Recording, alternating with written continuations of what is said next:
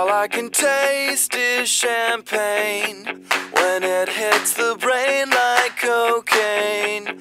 Spinning around and round, I can't get up without your help. I'm falling down. All I can taste is champagne. Another day down the drain, sleeping around and round. We can't make up without your help. It's over now. You want it, you need it.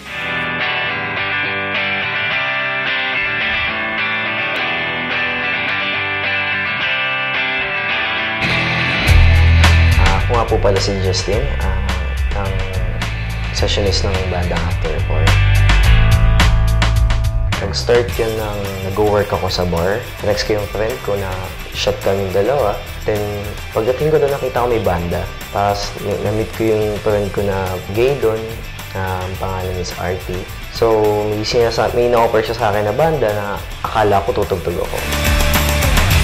Sinabihan ako ni Sir RT na, Justin, okay lang ba na mag-roadie ka sa After 4? Hindi na ako dalawang isip. Tumatakbo ako ng stage, aabot ko yung tubig, iikot ako ng iikot para hanapin sila, para sabihan na magsiset na sila.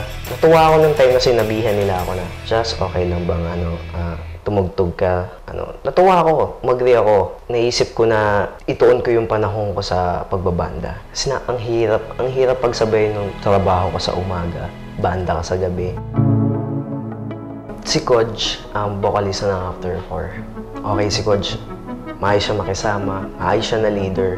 Pag meron siya, bigay siya. Pag wala, pasensya. Hindi siya yung talagang okay siya. Napakabait na tao niya ni Coach.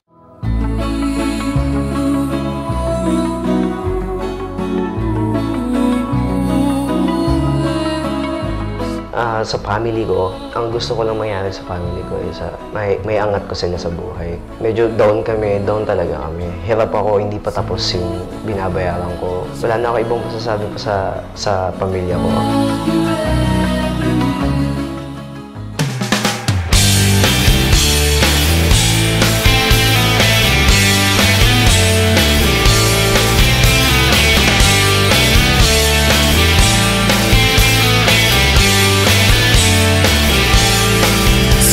Days went by. Hi, I'm Angel, 19 years old. Ako nga pala yung lead guitarist ng After 4 from Marikina City. Sa family, napalaki naman nila ako ng maayos. Pag-aaral nila ako hanggang college.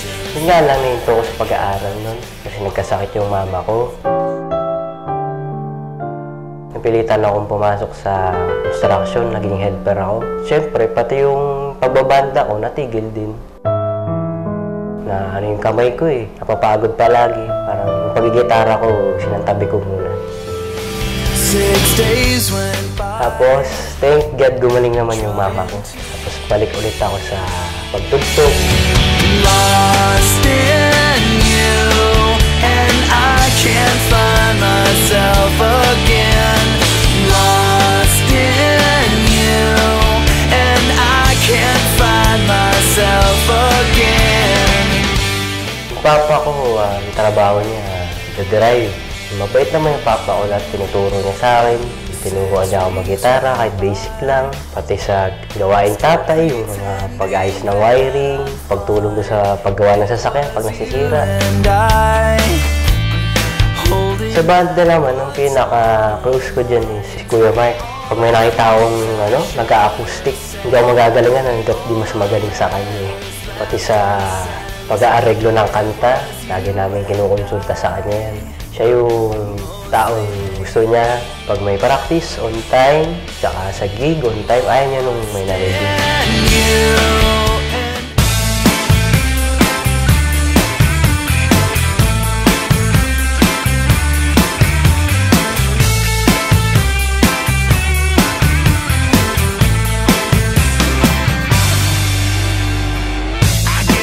Hi, ako si Jonathan Carl Mauricio.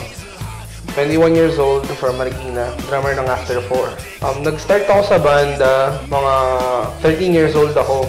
Gitara pa ako dati nun. Tapos yung may isang laruan doon ng pang-drums. Tapos ayun, doon ako natuto hanggang sa pinractice ko sa unan. Yeah, early try. Sa unan po ako nagpa-practice dati.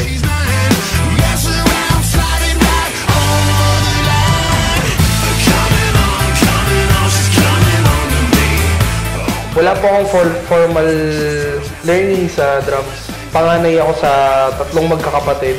Di po kami mayaman. Hindi rin naman po ganun kahirap. Sakto lang po. Dati, hindi ako pinapayagan ng magulang ko lumabas para tumugtog. May isa kaming tinugtugan na gig na nagulat ako, yung family ko, pumunta sila dun sa tinutugtugan namin. Kaya yun, sobrang proud ako nung mga time na yun. Kasi it's the first time na manonood sila ng gig ko. So yun, doon na nag-start yung pagsuporta nila sa akin sa banda. Sa banda, ang close ko dyan, si Angel din. Tahimik kasi siya eh. Wala sa edad niya minsan yung kilos niya. Matured ba siya kung ano, kung titingnan mo, matured siya gumalaw. Kung wala namang problema sa kanya, basta sinabi mo sa kanya na ito, kailangan tong piyesa na to, ganito gel, kailangan ganito. O kaya sabihin mo sa kanya na, uy, pwede bang ganito yung gawin natin? Madali lang siyang masabihan ng ganun. Susunod naman agad siya. Wala akong masabi sa gagaling niya.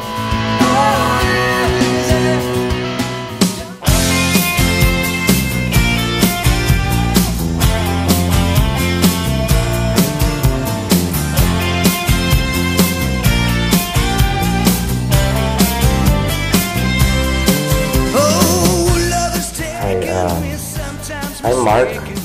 Ako yung bahista sa banda, sa After 4. I came from Holo, Sulu.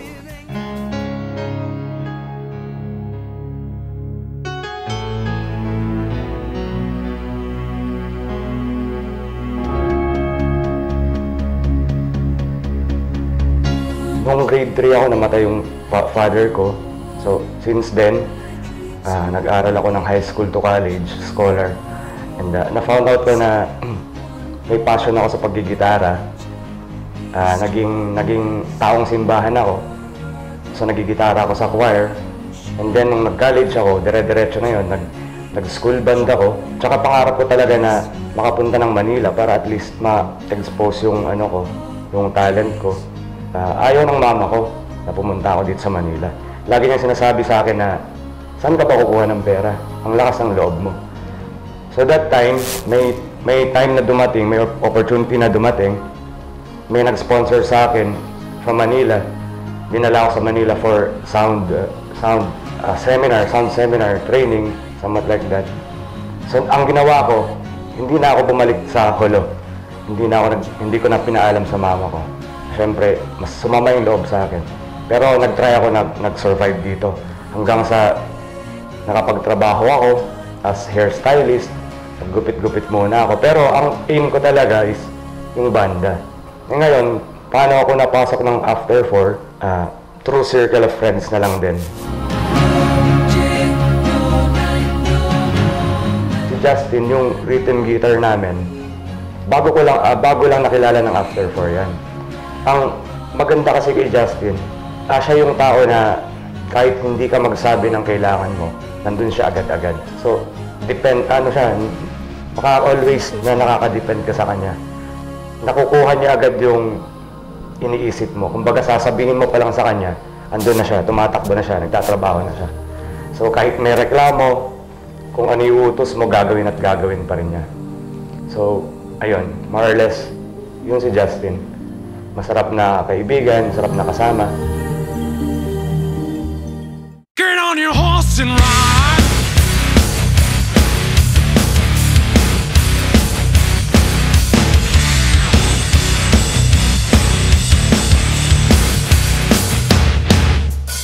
I am Coach Daniel Reynes. I'm 23 years old from Cubao, Quezon City.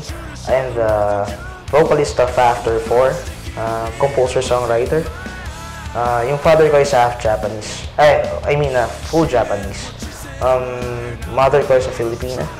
And, pero di kami masyadong nagkikita. Yung father ko nasa Japan siguro 20 years, di ko pa nakikita. Mom ko, nakikita kami siguro once a month, once a year. You know yourself in your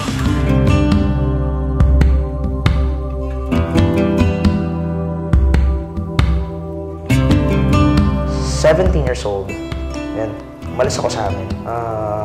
Dahil hindi kami magkasundo ng stepfather ko, trinay ko mag-isa. Noong una, mahirap. Mahirap siya kasi malis ka. Bata ka pa, hindi mo alam saan ka pupunta. Basta it's a very long story actually. Yan. Speaking of After 4, it was founded late 2012. Ako, tsaka yung best friend ko na nasa stage na, yan, si Kenneth. Yun, kaya iniwan niya sa akin. Yun, kaya ito, nabuo kami. Especially, yung hard times ng After 4, ang pinakakasama ko dyan si Jonathan, yung drummer. Fan kami nalang natira nun, na hindi namin alam paano kami tutugtog. Yan, si Jonathan, siya yung best bud ko ngayon sa After 4. Kumbaga, food trip, paggawa ng kanta, minsan nakakatulong din siya. Yun, sabihan ng problema. Yan, kung ano-ano, lahat. Yun, siya yung pinakamatatag kong kasama ngayon sa After 4. Kahit nag-aaway kami minsan, nagkakaroon ng pagtatalo, pero wala, masaya kami ulit. Lahat naman ng members ng After 4, mabait naman.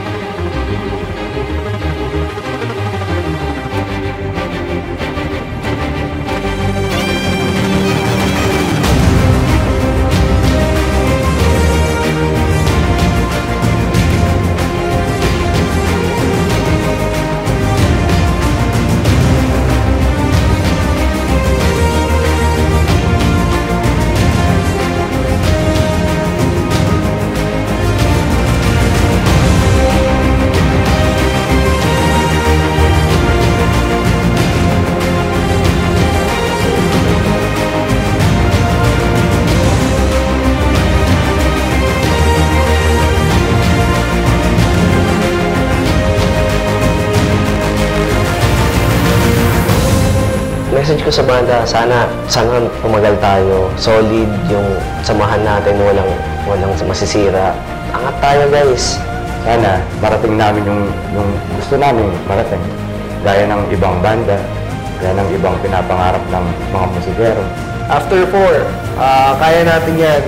Ito na yung start ng pinapangarap natin dati. Na akala natin dati, posible ring maabot, pero ayan na. Nakain na sa harapan natin. Pagigihan na lang, galingan pa natin ng sobra. Salamat sa bandang to, nagkakilala kami. Thank you sa mga kagrupo ko, tsaka sa mga naging pinala namin, tao, tumulong sa amin.